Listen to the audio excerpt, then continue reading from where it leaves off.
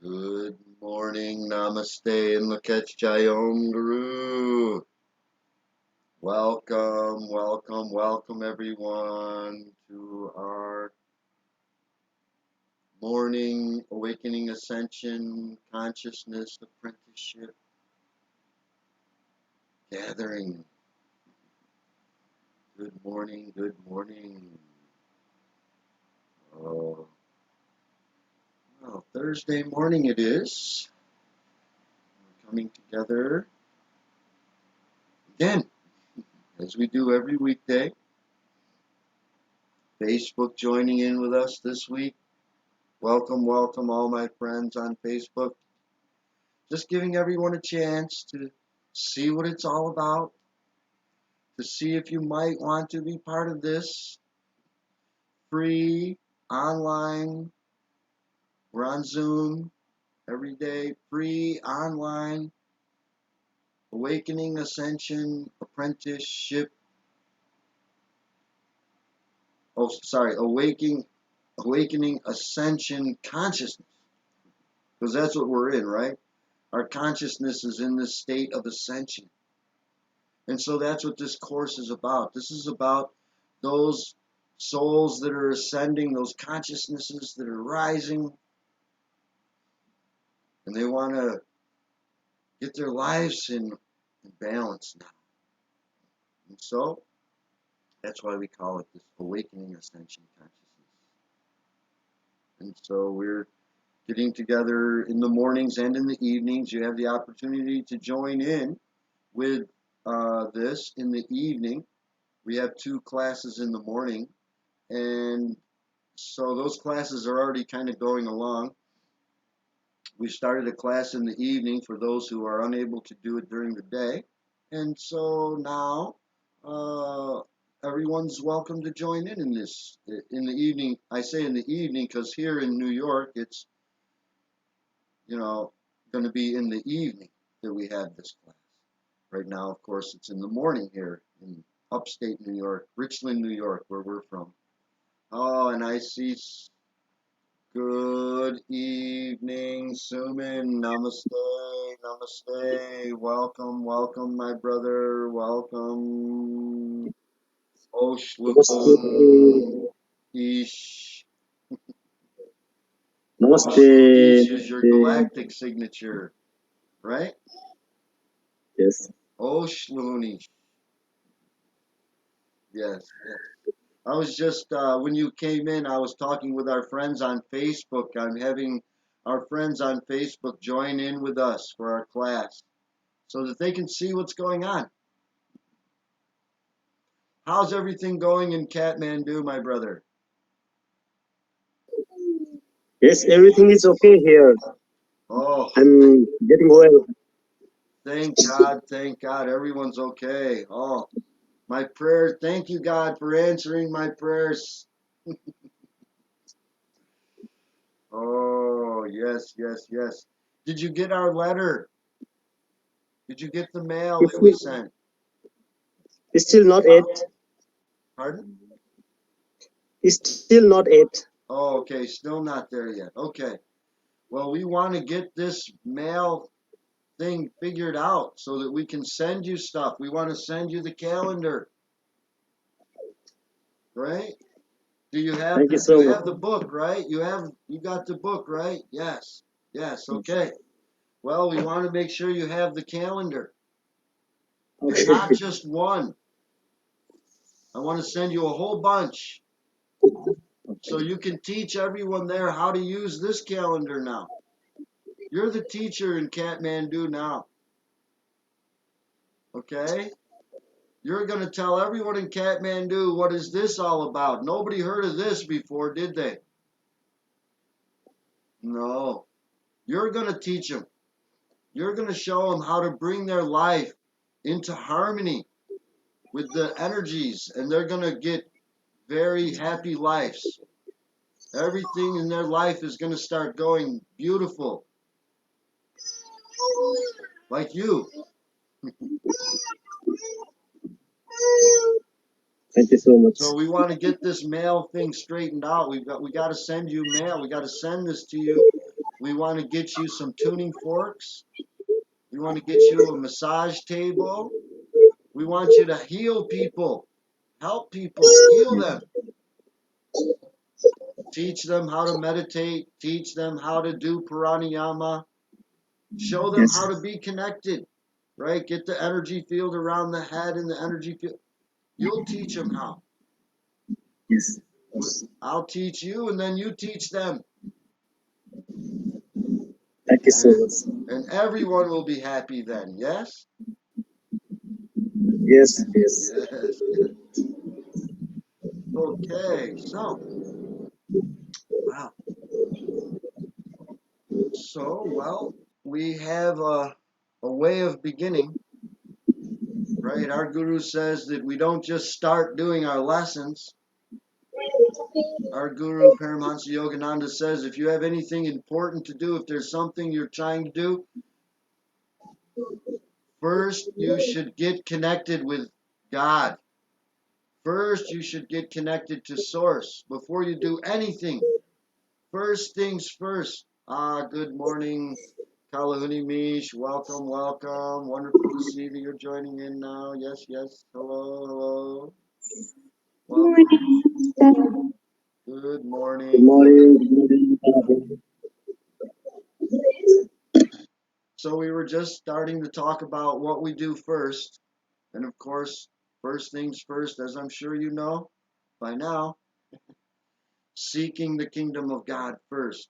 And the kingdom of God is within, so we're going to go within. We're going to get connected to our source in a very profound way, not in a casual way, but a very deep way, blocking out all distractions and only focusing on our source. To do this, we sit down with an erect spine so that we're comfortable, and we breathe. We have to breathe, right? So we sit down, we relax, we slow our breath down, we calm down. We close our eyes, and we put our attention right here at the point between our eyebrows and relax. We don't do it with a lot of tension and straining to look here. We look here very gently. We relax with our attention right here at this point between our eyebrows. And then, of course, we have to breathe, so keep breathing. And then we bring our hands into Namaste, putting our palms together like this, right in front of our heart chakra. In this way, we're connecting our heart chakra to our third eye chakra. We're getting a little more connected, aren't we? And now we're going to put our attention on our source, thinking only of God, our Creator. We're going to talk with our Creator now. So all of our attention goes to our Creator, nothing else. And we have to breathe. So we want to take a cleansing breath first. We breathe in, filling our lungs. And then we exhale through the mouth, slowly emptying our lungs, releasing all the thoughts and tensions and worries. Let them all go with the breath. And just relax. And when the breath is all gone, that's when we breathe back in through the nose, very intentionally, very consciously feeling the cool life force coming in very slowly, filling our body with life force in preparation for our Patanjali mantra and our morning prayer. Yogena Chatasya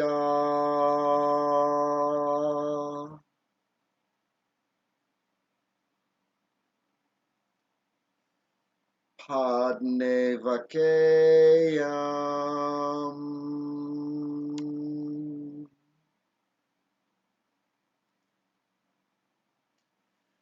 Malam Sari Rasya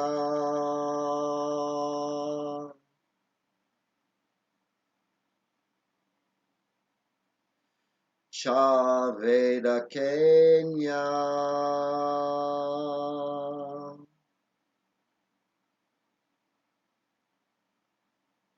Yopakarotam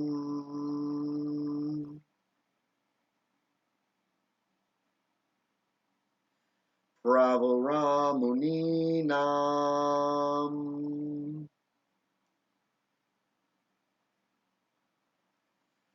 Patanjaliam Pranjalir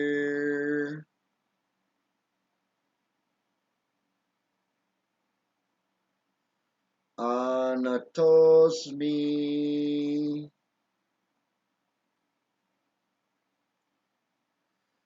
Abahu Purushakaram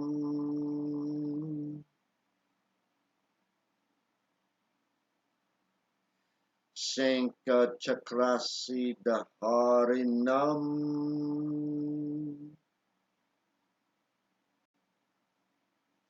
Sahasra Sirasam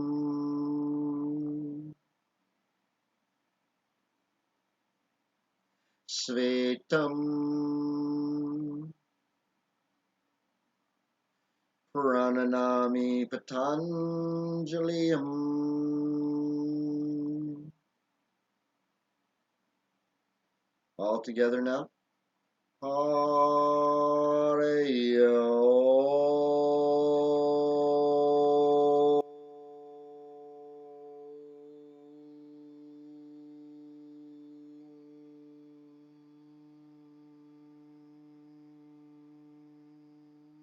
Keeping our eyes closed now, we rub our hands together. Create a good amount of heat in our palms. And then we place our warm palms over our closed eyes. Then we open our eyes into the warmth of our palms. Then we draw our palms away from our face just a few inches. We look at the tips of our fingers and we say Lakshmi. At the base of our fingers we say Saraswati. And at the base of our hands we say Parvati Gauri. Three aspects of our Divine Mother. O my great and wondrous Creator, we pray the prayer at dawn with Thee. Thank you for praying the prayer at dawn with me. With the opening of the earliest dawn in the lotus buds, my soul softly opens in prayer to receive Thy light. Bathe each petal of my mind with Thy radiant rays. I saturate myself with the perfume of Thy presence, and I awake to waft with the breeze the aroma of Thy message of love to all. Bless me that with the spreading dawn I may spread Thy love everywhere. Bless me that with the awakening dawn I may awaken all souls with my own, only to bring them to You, God. All the glory to Thee, so might it be. Thank You, Mother, Father, friend, beloved God. We love Thee. Oh.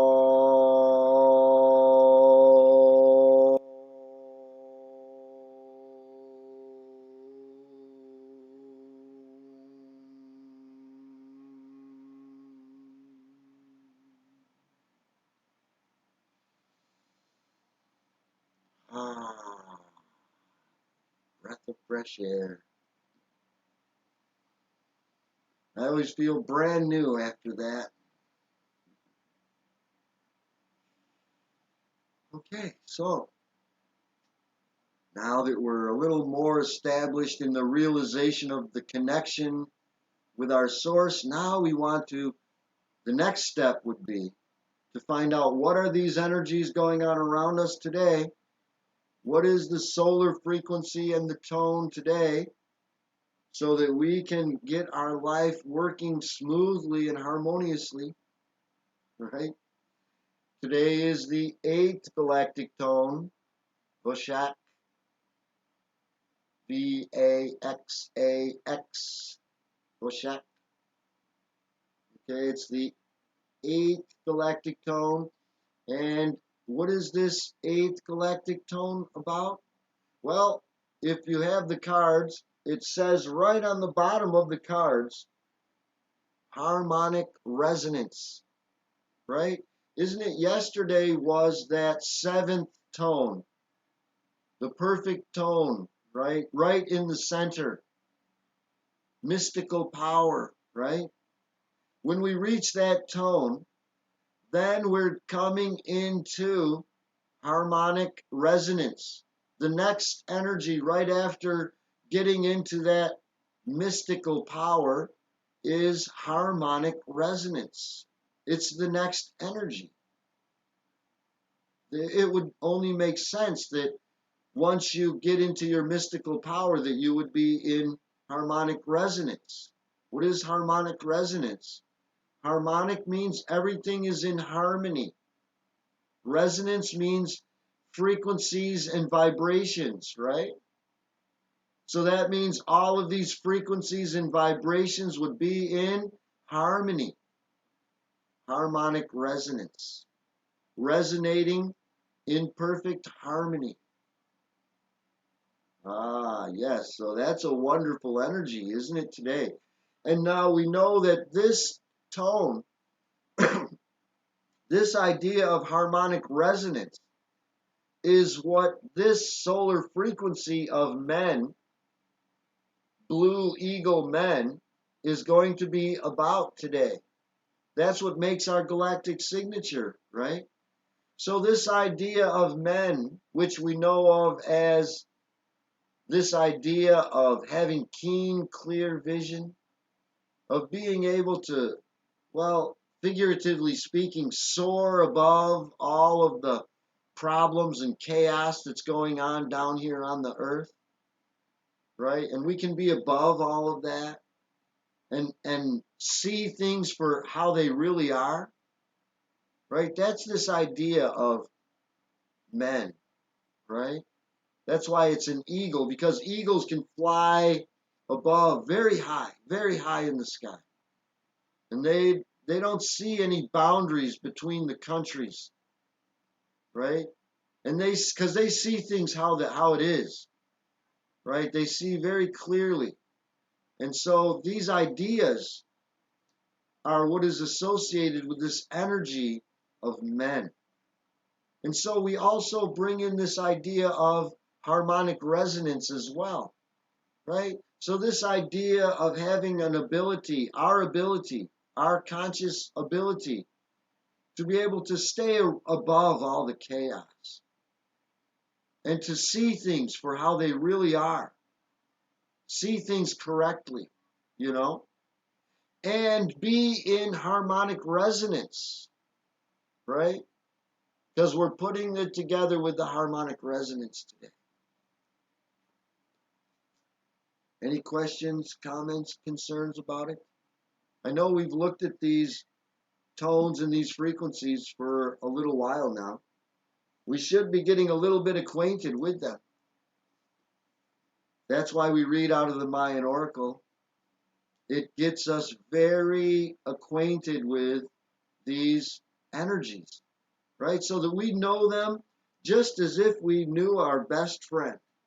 We're getting to know them like a person by getting together with them every day and sitting down and saying, "Oh, hi, Voshek. How are you? Who are you?" Oh, hold on just a second. I'm getting a phone call here. Let me see. Oh, we can't have a phone call now. Sorry, Becky. I will call you back. I promise. After class. Okay, so we were just about to read about Voshak, the eighth galactic tone, right? So we can find out what this harmonic resonance is all about. We say harmonic resonance. Well, what do we mean by harmonic resonance? Well, the quality that describe or typify this energy of the eighth galactic tone, Voshak. Well, Voshak is about empowerment, right? Isn't this, we're going to become fully empowered in this course. And we're going to focus on being empowered a lot and taking back our power, right? Being fully empowered empaths here, right? That's what we're in the process of becoming, and doing so well, you guys are. So Voshak, right, the qualities that describe Voshak, the eighth galactic tone, that harmonic resonance is about empowerment. It's also about the galactic grid and the path of one heart. Voshak is the ray of harmonic resonance, the galactic tone of integrity, the foundation of self combined with the current of the Trinity. Right? When we look at this, we see the one bar. The one bar, as we know, is the foundation of our self, our organic self. The organic self. It represents our spine. That bar does. And then it says, combined with the current of the Trinity, right? Because we see the three dots, right? Those three dots, well, as we know, it's about the electric tone of service, and it's about spiritual service, because three reminds us of the Trinity, Father, Son, Holy Ghost, Sat Chittananda, Brahma, Vishnu, Shiva, however you understand it, right? And so this idea of that Trinity's coming together with our spine, that's what Voshak is. That's that energy of Voshak. When those come together, we can have harmonic resonance. We have potential for harmonic resonance now.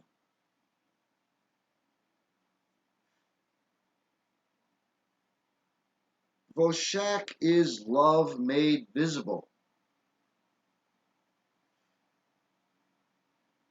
Create the flow of harmony in your life.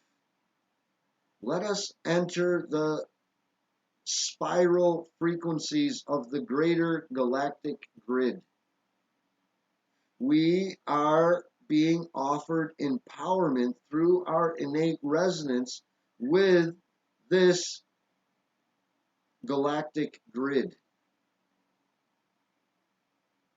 We can be aware of where we are drawn, for there we will find unique opportunities. We can discover the harmony of being in this natural resonance with others. Let's be receptive.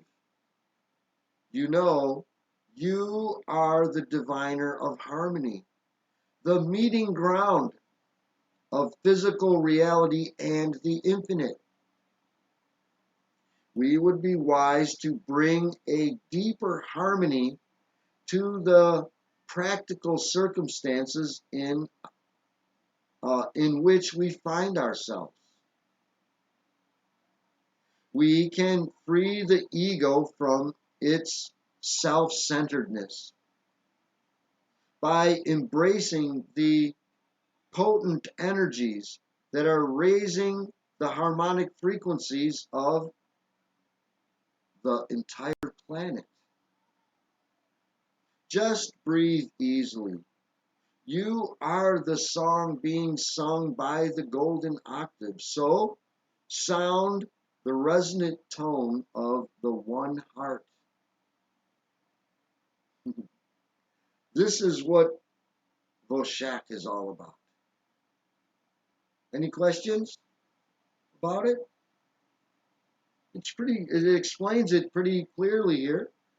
But you may have a question. Always feel free to ask a question about it or make a comment. Whatever you have to offer is very much welcome here.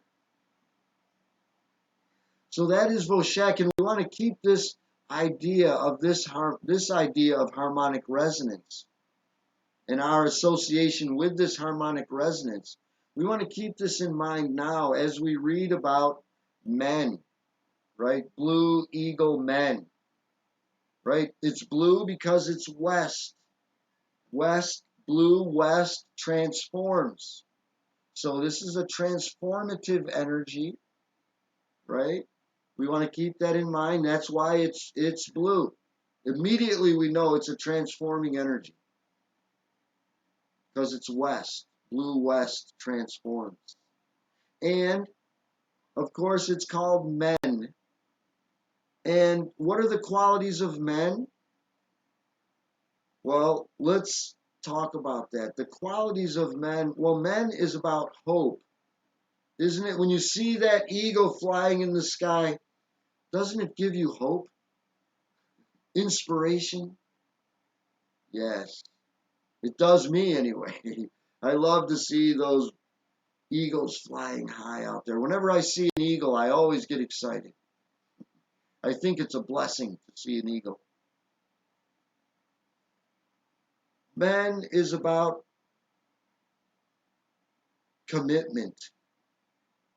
Men is about compassionate service, global consciousness, planetary mind, and belief in yourself, and belief in your dreams and your visions as well. Those are the qualities that describe this energy of men. Men represents the evolution of the individual consciousness into planetary mind, right? Planetary mind is what we refer to as collective consciousness, right? All of our minds thinking together, right? Because all of our minds thinking together creates everything that we see in this world, right? We all believe that the sun's going to come up tomorrow morning, right? And so the sun rises every morning. And it goes down. The sun goes down every night. We all believe it, right? We all believe that the leaves on the trees are green, right? It's called collective consciousness. So now it's very rare to find a tree that doesn't have green leaves because we all believe that. We all collectively, the whole planet, that's why we call it planetary mind, right? Everyone on the planet thinks that. And so it is. That's how this science that goes beyond technology works. Once you get enough minds thinking something, it becomes whatever it is, right? As soon as we get enough minds on this whole planet thinking about peace, then peace will be. But right now, the whole planet is thinking about war. Everyone's thinking about war, war, war. And so if we keep thinking about war, we keep having war. Because the whole planet, all the minds, most of the minds, I should say, on the planet are thinking about this war thing. So we still have war. As soon as we put it out of our mind and don't have that thought of war anymore, then the collective consciousness, the planetary mind, will have abolished this idea of war, and there will be no more war. That's how it works. So planetary mind, that's what men is about. Men is getting us to think about this idea of our collective consciousness, the planetary mind, and how it creates all of the green leaves on the trees and makes the leaves green. The grass is green, isn't it? Is the grass blue, orange, purple? No. The grass is green because we all say the grass is green. If we all said the grass was orange, then all the grass on the world would be orange. Because the collective mind, the planetary mind, creates that with their thoughts, all collectively like that. That's how it works. We're learning this now. Now, this process is symbolized by the eagle, whose vision calls to memory our part in the activation of planetary mind, right? Our part in the activation of planetary mind, right? How do we change the world? One mind at a time. As each mind changes, after enough minds change, then the color of the grass will change. Or war will just be gone. As soon as enough minds come together and stop thinking about war. That's our part in it, right? Our part in it. Be the change that you want to see in the world, right? So you change your mind and another person changes their mind. So our part in it is to change our mind, right? This process symbolizes the eagle, whose vision calls to memory our part in the activation of this planetary miracle. Man's vibration is the root tone of compassion. We can hold ourselves in the translucent center of planetary mind, suspended in the center of Earth's crystalline core. This sacred core runs through you and through the center of all creation, calling our light body to wakefulness. A great affirmation or a prayer for men is as follows. Through you, Gaia, Gaia is Mother Earth. Through you, Gaia, I am also transformed. I awaken as the return of divine love and divine light. We are all one. Gaia, as you awaken, I heal myself. As I awaken, you, Gaia, are healed. Our petals opening ecstatically into the new sun of flowers. Powerful, powerful affirmation and prayer right here. Man asks a question of the universal quest. And the question is, what is the secret of the Grail and whom does it serve? The answer reveals, the earth and I are one and so serve all. Such mythic experiences are as close as our next heartbeat, and we can discover them through meditation and prayer. Men is the beginning of the planetary ascension, the doorway to the greater change in collective mind. It is the third dimensional guardian of the stellar brain, the flow of consciousness of all that is in this world.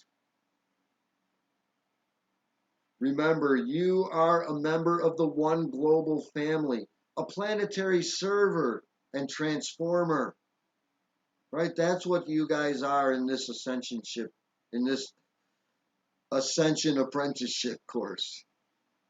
That's what you are, right? You are all members of the one global family, a planetary server. You are a transformer. Man asks each one of us to join in lifting the collective mind.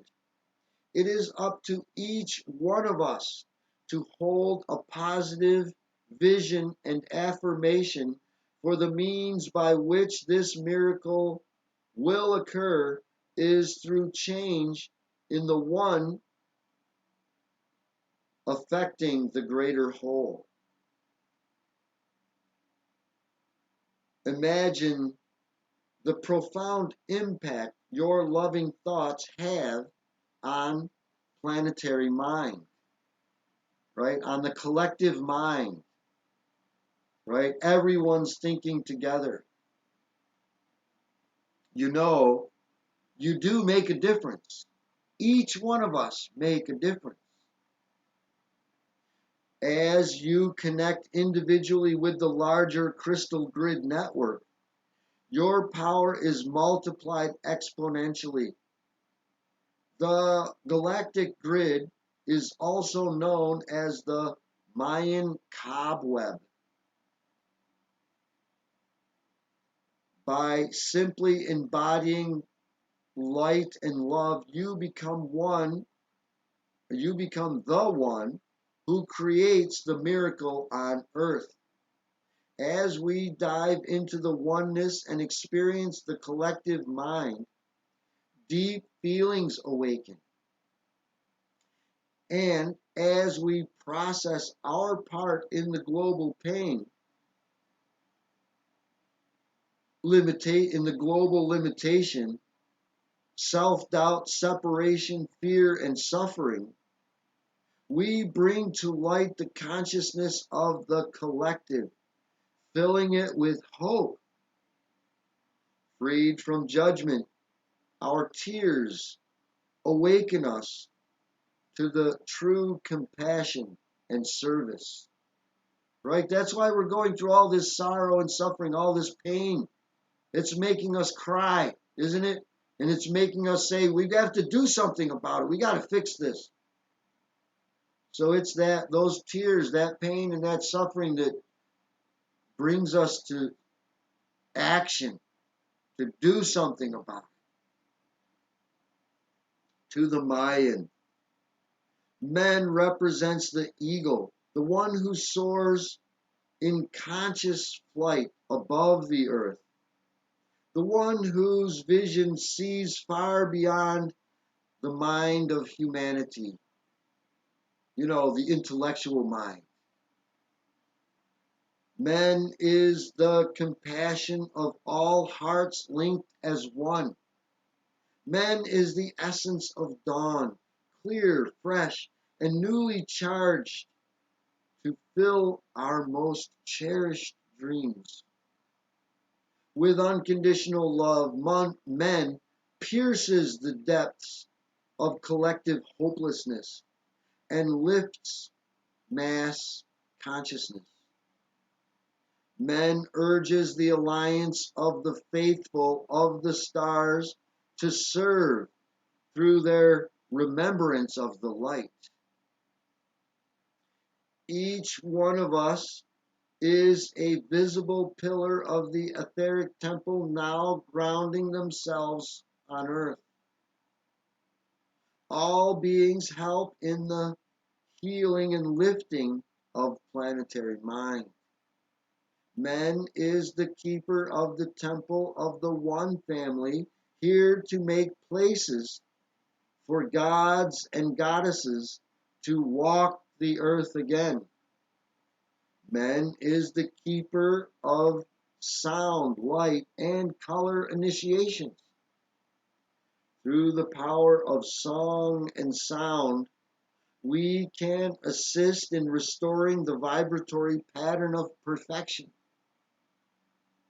By harmonizing sound and presence, we are sung by the One in the song of creation.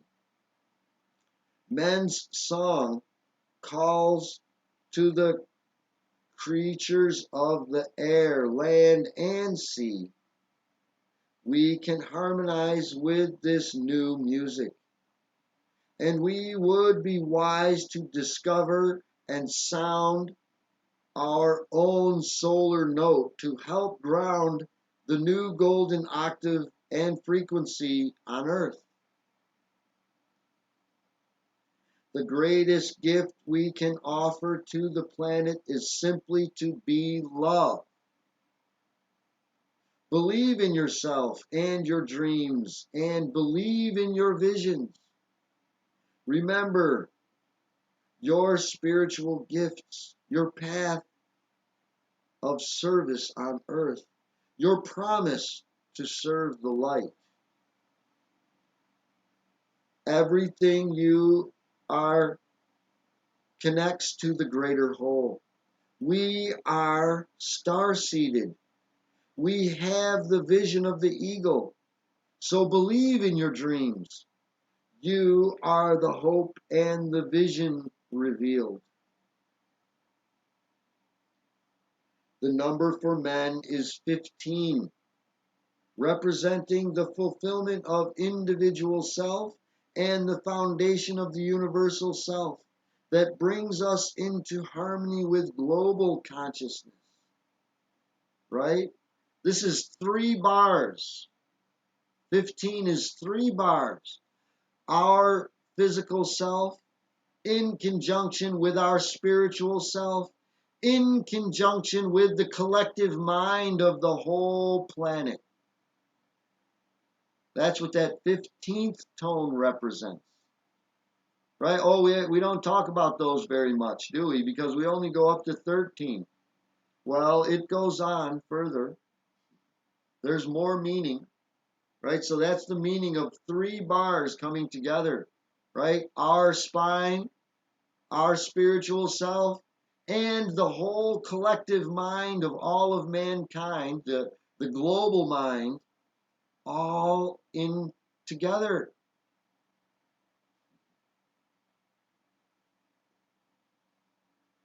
Okay, and the color for men is soft lavender. This ray of men symbolizes the violet flame that transforms all life. To reignite the flame of compassion and remember your purpose as a planetary server, focus on lavender, the color lavender. Or you can look at this solar frequency of men and it'll remind you something. It'll wake up something in your mind that you came here to serve this planet. You came here from a star. You're a star-seeded being from another star system who's come here to do a sacred mission, to assist the raising of this consciousness in what we call this shift, right? This very chaotic shift that's going on. Everything seems to be in a turmoil right now because a shift is going on. We're shifting over from being so much material and money and power minded, and we're starting to shift over to be more compassionate, more loving, more balanced, more in harmony with what's going on around us in this whole universe. Any questions about it? Okay. Well then, in that case, we'll turn our attentions to our Guru's teachings. I'm stirring my orange juice today because I have MSM. Remember, I always want to remind everyone to drink plenty of fresh spring water or fresh fruit juices. I like orange juice a lot. And today I've put in some MSM in my orange juice. Very good for helping the immune system. Okay? I think we've talked about it before, but if you don't remember and you're wondering about this MSM stuff, because we want to be healthy, and so we want to keep reminding people about some good supplements, and MSM is a very good supplement. Anybody want to know about it, message me. We don't have time to get into it today. I want to stay on course here. But if you're interested, get a hold of me. MSM, great for your immune system if you don't want to get sick. Okay. So if there's no questions about the Mayan astrology wisdom, then we're going to turn our attention to our Guru's teachings. Our lesson that we're working on here. Lesson 15. And let me see here.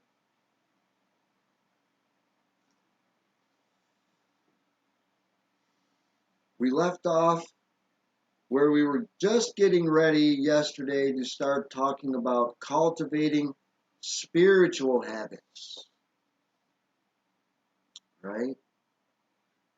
We left yesterday, we were talking about how evil habits cannot hold us forever, right? We kind of left off on a pretty good note yesterday, right? Guru reminded us and explained to us how this idea of these bad habits, right?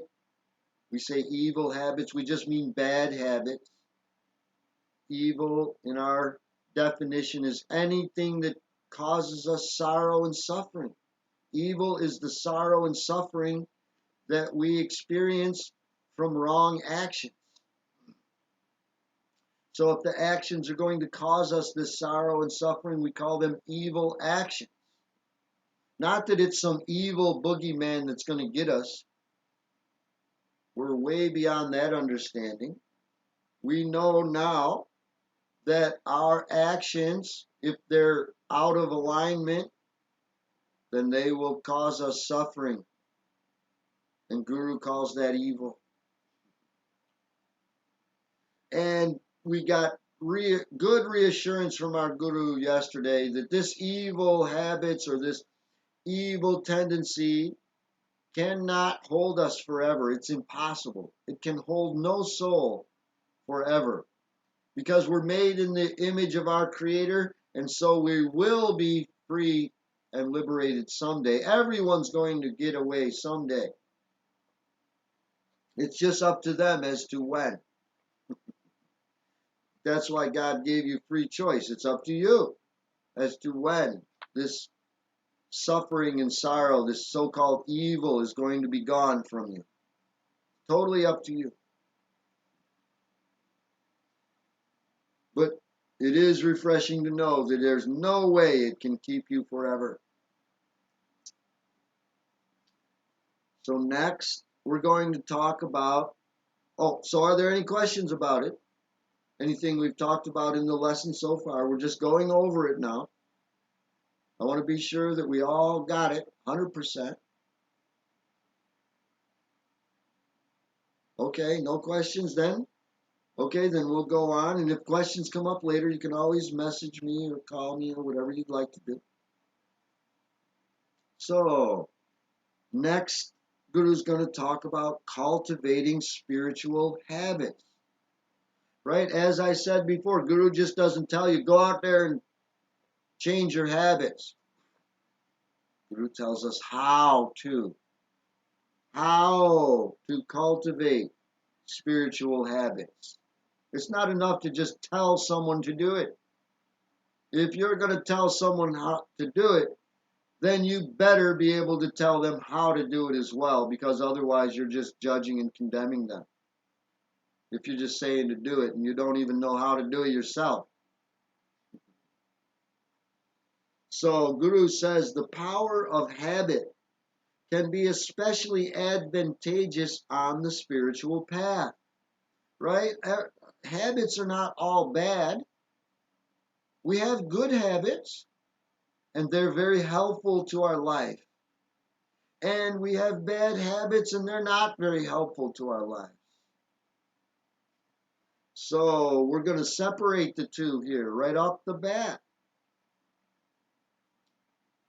Guru says if one is accustomed to meditating and contacting God, one will greatly desire to meditate longer and more often in order to contact God more frequently. Those who meditate little and vaguely, right? The ones who don't really get into it, I should say, right? Feel they may someday contact God, find that their desire to do so vanishes when they are invaded by the powerful habit of restlessness. Right? Guru says that if you don't meditate very much, and you're not regular with it, then you'll find that when this habit of restlessness comes in, right? Because we're mostly active all day. So we're in this habit of restlessness. When this habit of restlessness puts up a lot of resistance when we try to sit down and meditate.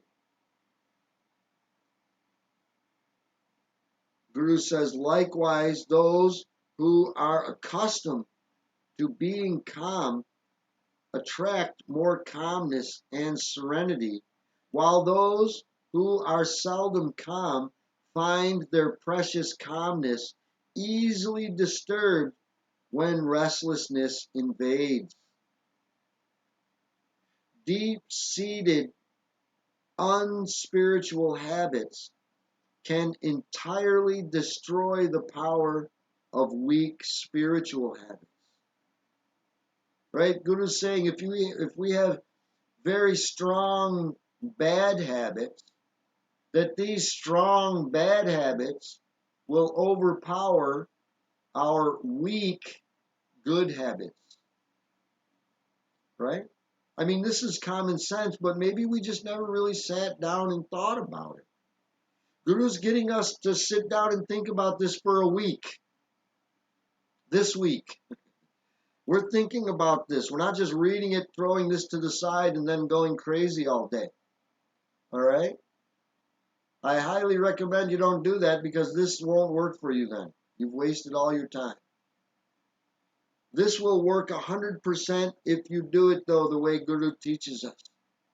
To develop this calmness so that it doesn't, this restlessness, this powerful habit of restlessness, doesn't overcome and overpower and even wipe out this little habit that we're starting of meditating. It's still very weak right now. Any questions?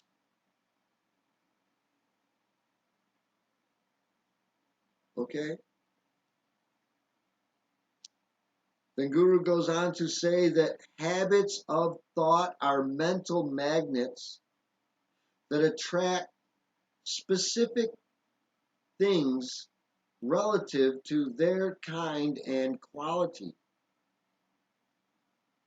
Material habits will always bring material results, and spiritual habits attract spiritual results.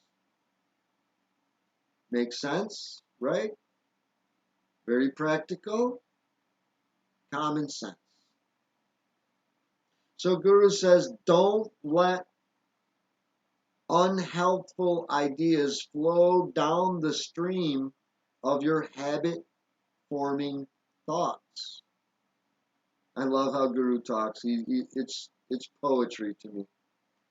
Don't let unhelpful ideas float down the stream of your habit-forming thoughts. You know, your stream of thoughts. Guru says, don't let unhelpful ideas, unhelpful thoughts get in that stream.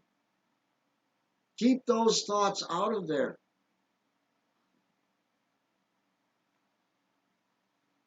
Guru's telling us how to do it, right? We're going to have to practice this. If we catch those thoughts in our stream of thoughts, then get them out.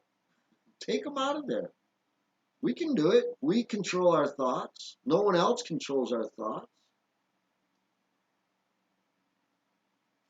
Guru says, watch the quality of the books you read. Right? The books we read, that's going to put it into the flow of our thoughts, right? So if you're reading horror stories, and then you find all these horror thoughts are streaming through your mind, and now you find that your life is like a horror story, well, now you know why. Okay?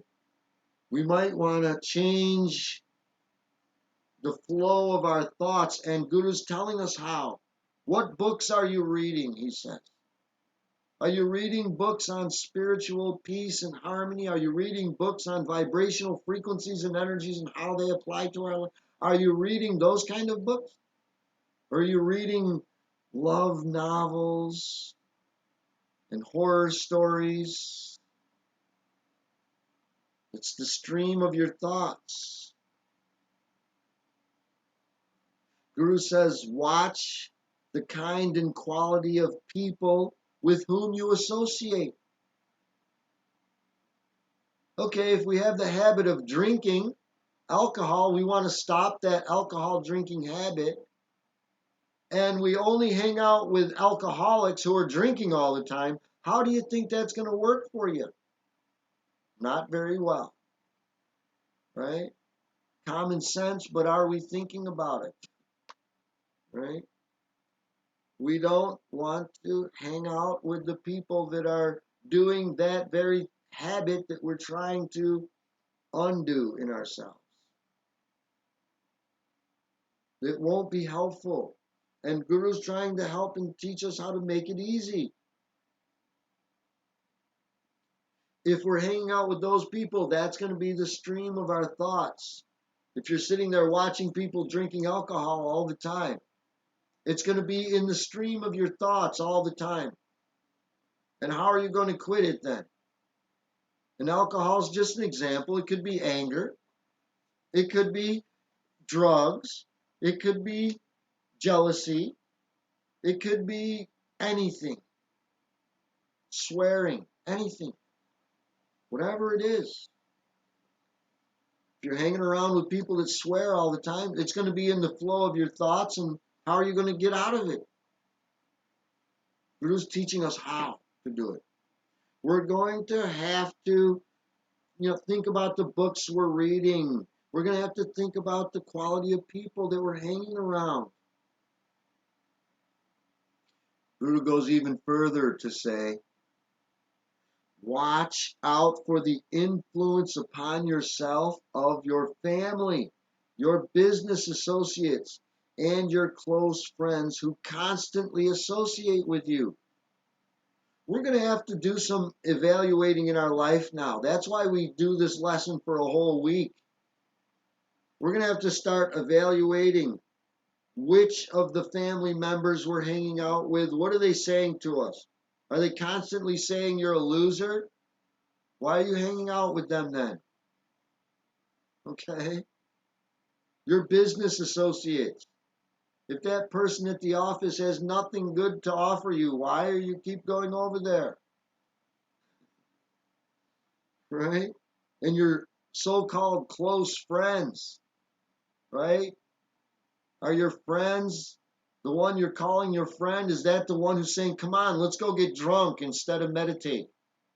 Let's go do drugs instead of meditate. Is that your friend? Doesn't sound like a friend to me. It sounds like a wolf in sheep's clothing to me. Sounds like somebody who's calling themselves a friend, but they're just keeping you down. Is that a friend? Well, we're going to have a lesson, all through these lessons, Guru talks about what is a real friend. We already had that lesson on friendship back in the beginning, lesson 4, right? We're on lesson 15 now. Let's not forget that lesson 4, right? About real friendship. Friends don't encourage us in our vices. They help us out of it. That's what real friends are. Those ones that are keeping you in the vice, the ones who are encouraging, they're not your friend. That's misery-loving company. They're in misery. They want you to be in misery with them. That's all it is. They're just clinging and they just need you because they're lonely and they're suffering.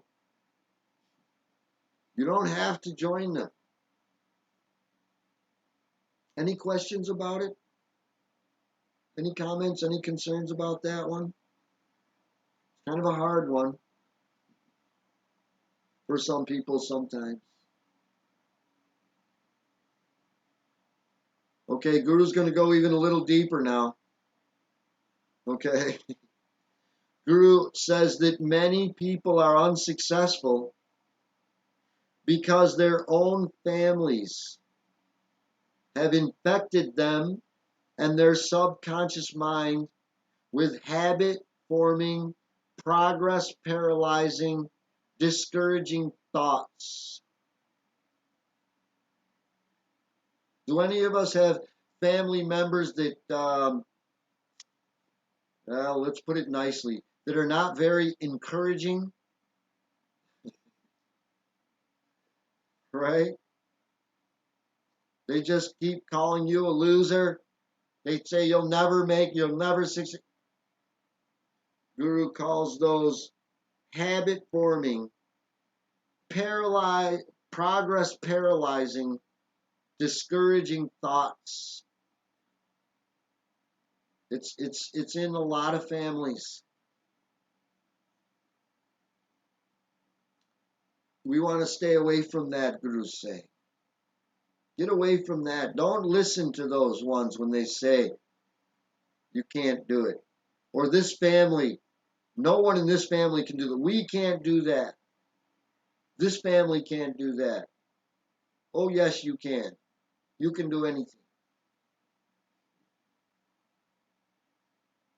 Any questions about that one? Sometimes our own family, as well intentioned as it is, this is well intentioned. They think they're helping you. They're not trying to oppress you and keep you down. They're just trying to save you a lot of trouble. Well, we know it's not trouble, this meditation. Okay.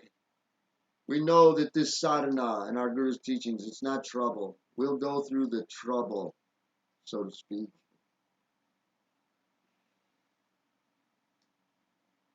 No questions. Okay then. We will continue. Guru says, when one meditates often and cultivates the taste for peace and contentment, and gradually forsakes indulgence in sense pleasures, one has a better chance for spiritual emancipation, right? Isn't that what we're after here? Liberation, liberation from suffering and sorrow, liberation from having to keep coming back here, isn't it? That's what it's about. Liberation from this sorrow and suffering. And we want to have a better, we're trying to make it easier, Guru says, right? One who meditates often and cultivates a taste for peace and contentment and gradually forsakes indulgence in sense pleasures, that one has a better chance for spiritual emancipation. The best way of all is to cultivate the habit of contacting superior soul pleasures through meditation immediately upon awakening. Right? That's why we were taught back on that lesson about meditation, first thing in the morning, last thing at night. Guru's telling us how. If we follow Guru's directions, we cannot fail. Immediately upon waking. Then, while filled with the superior joy of the soul, you may enjoy such innocent, harmless pleasures of the senses, such as eating, meeting with friends, and so on, without any sense of attachment. Right? That's what we're doing. We're getting detached from it. We're still going to be with our friends. We're just not going to be like attached or tied to them. We're still going to eat. We're still going to sleep. We're still going to do everything fantastic, wonderful, but we're just not going to be attached and bound by it. In this way, Guru says, the soul will spiritualize, or in other words, change the quality of all material enjoyments. Right? This is how we spiritualize everything we do, simply by this very simple method. Any questions?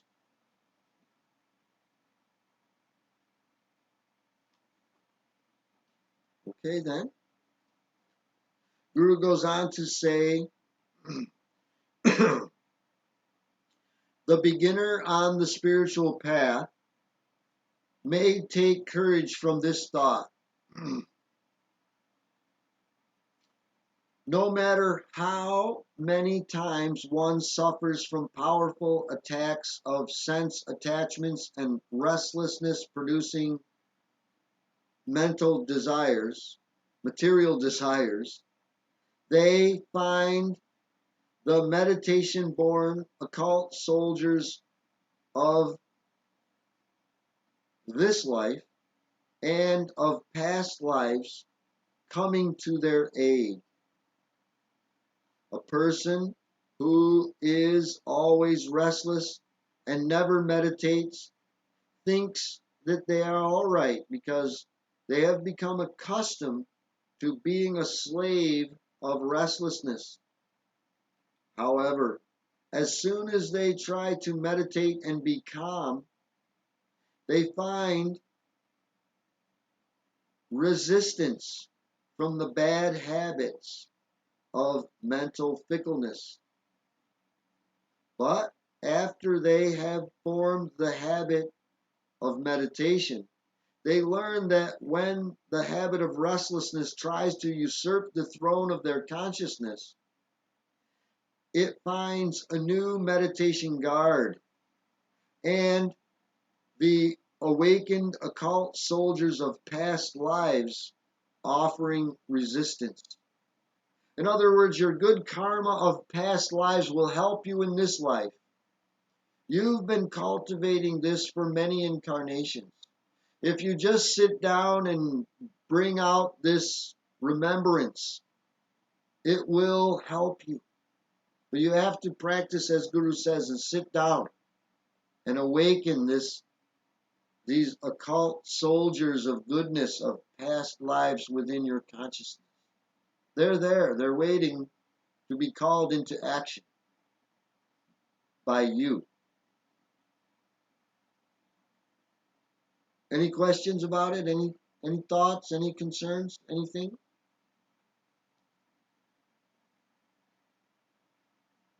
Okay, then. Well,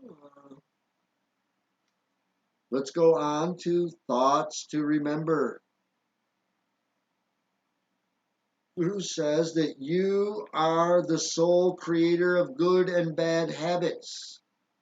Therefore, till the soil of your mind with discipline and sow the seeds of good habits. Right?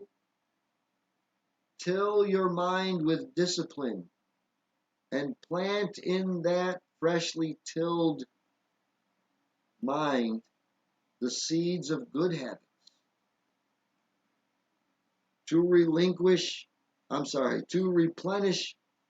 your mind thoroughly with good habits, you must be patient in cultivating them while you continuously keep weeding out bad habits. Distinguish between the soul's lasting happiness and the temporary pleasures of the senses. Strengthen your willpower. Do not be enslaved by bad habits, but be guided by good habits formed through cultivating good company and practicing meditation. And Guru says, above all, be guided by wisdom. Stay away from evil by exercising good judgment and discrimination. Do not allow yourself to be compelled by habits. Exercise your power of free choice to adopt the good in everything.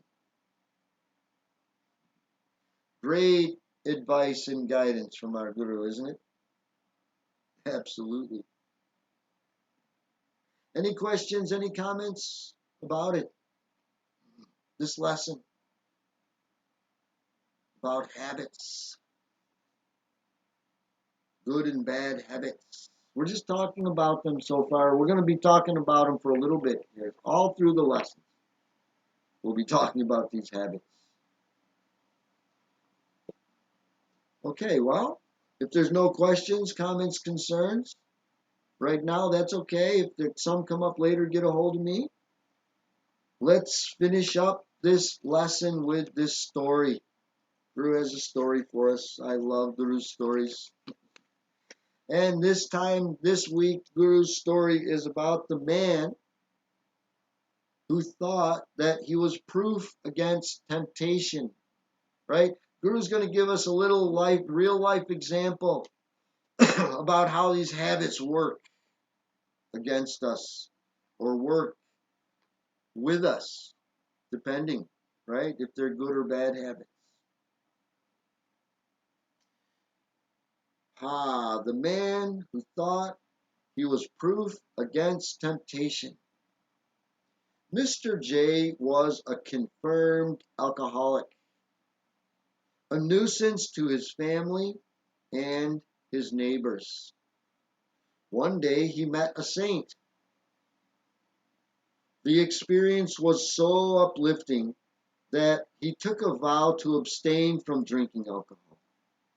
He asked his servants to hide his costly wine in locked boxes and keep the key, and instructed them to serve the wine only to his friends. Everything went along all right with Mr. John for some time because of his joy in the power of his new resolution against alcohol beverages. For a while, he did not feel at all the gripping lure of the alcohol habit. As time went on, he began to feel wholly proof against the temptation of alcohol.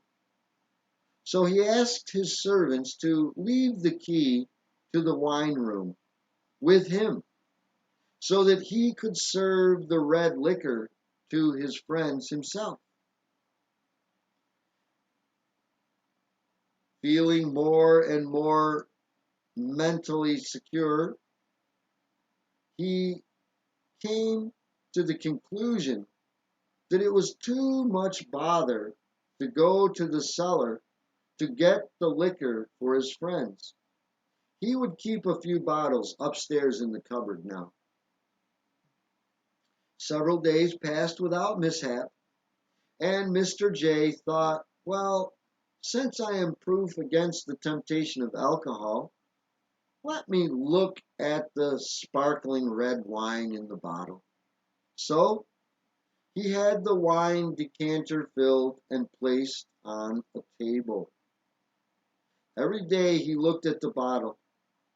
Then he thought, since I am absolute proof against the temptation, I may just as well enjoy the smell of the wine. A few days passed by. Then he thought, since I am no longer bound by the sense of taste and therefore no longer care for wine, I will prove it to myself by taking a mouthful, tasting it, and then spitting it out. He did this. And then he thought, well, since I am now so strong, I am surely proof against liquor. There can be no harm if I drink once and swallow a little. He tried this, and then he thought, since I have conquered the wine habit, let me take only one swallow at a time, as many times as my unenslaved will desires. And in no time at all, he was drunk. And he helplessly kept on drinking every day, just as he had done before. Guru says that the preceding story shows how the liquor drinking habit of Mr. J was put down temporarily by the strong resolution to conquer, but success was not lasting because Mr. J failed to realize that his resolution against drinking liquor had not had enough time to ripen into a good habit. Very tricky, these habits. Didn't have enough time to ripen into a good habit, Guru says. Guru says that it takes from 5 to 8 years to substitute a good habit for a strong bad habit. Until the strong habit is formed, one should stay away from their former evil habit forming environment or actions. Our story shows the results when one disregards this law.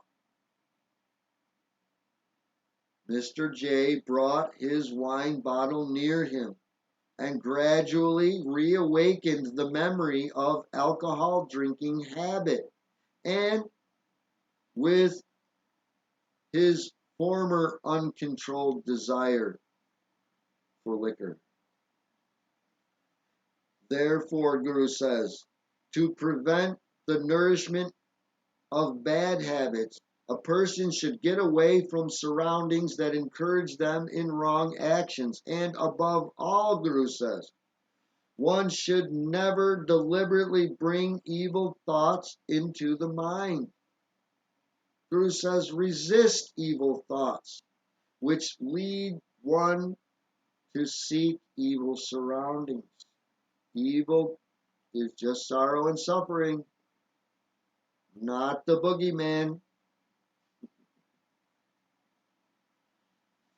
Guru goes on to say that Mr. J not only made a mistake in bringing liquor so near him, he also failed to recognize the psychological weapons that his bad habit used to defeat his good resolution. The liquor habit remained hidden, unseen in his subconscious mind, secretly sending out armed spies of desire and pleasing thoughts of taste to prepare the way for reinvasion. Thus, the liquor habit came back and usurped the free will of Mr. J, enslaving body and soul.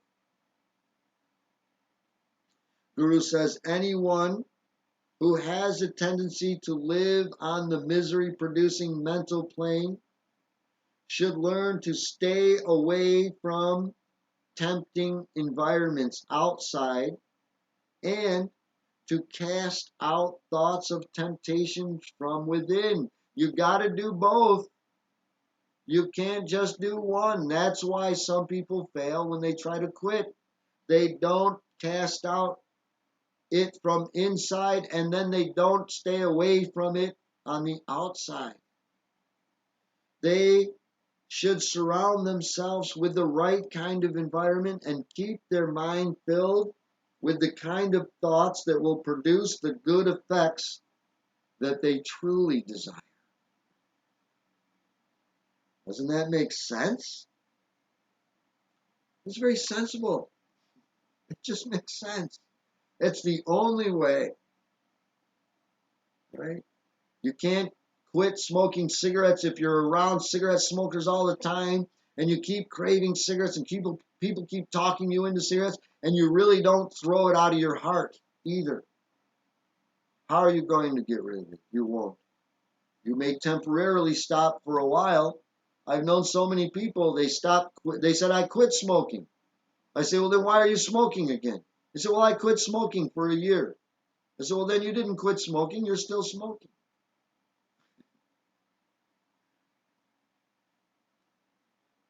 Okay, we're running out of time. Any comments, any questions, any concerns, anything anyone want to say? We're getting to the end of the lesson now.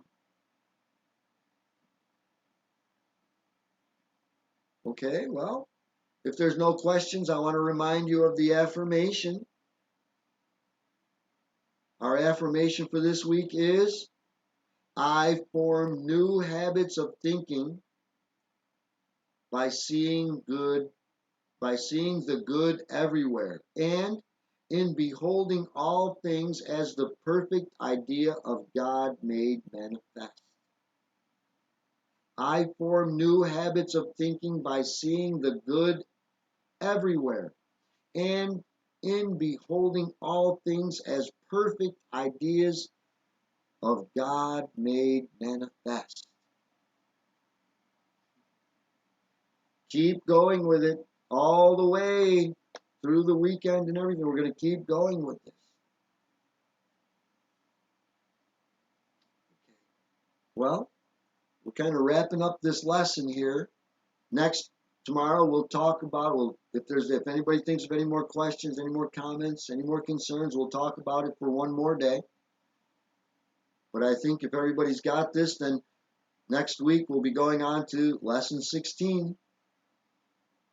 And remember, tomorrow, just a quick reminder, tomorrow we're going to be doing the pranayama exercises together, hopefully out on the deck, upper deck, in the sunshine, in the fresh air.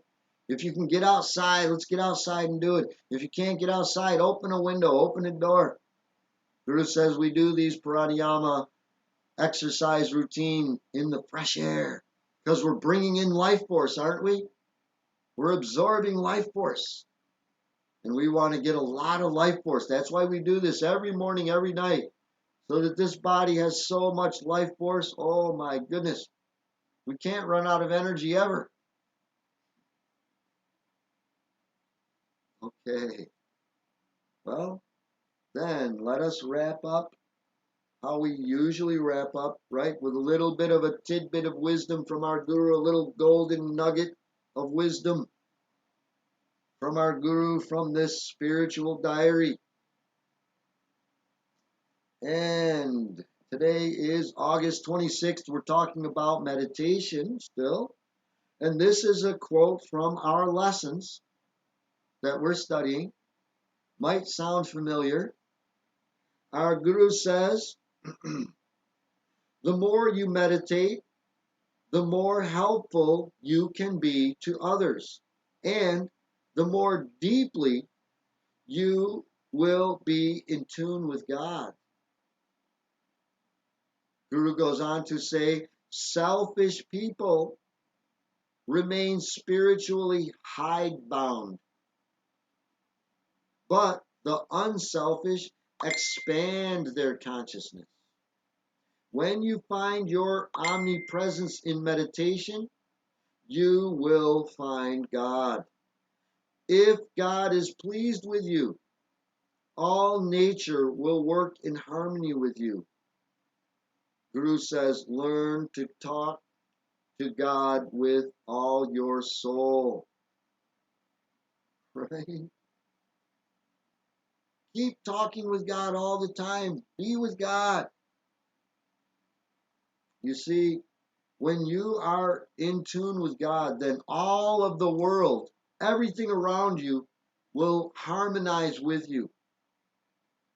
When all of your surroundings are not harmonizing with you, then that means that you're not in tune with your source.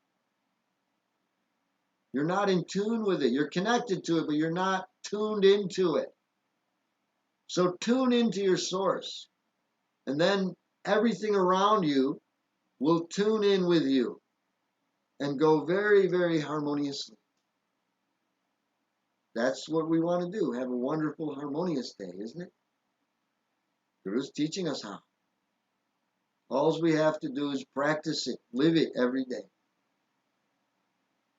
And I thank you all for coming every day and living it and practicing it. God bless you. God bless us all. Namaste and Makech Jayom Guru. Have a great evening, my brother and sister on the other side of the globe. Kalahuni Mish, you have a great day. Bye now. Thank you so much. Namaste. You are Thank you so so much, welcome. Have a wonderful day, my dear brother and sister.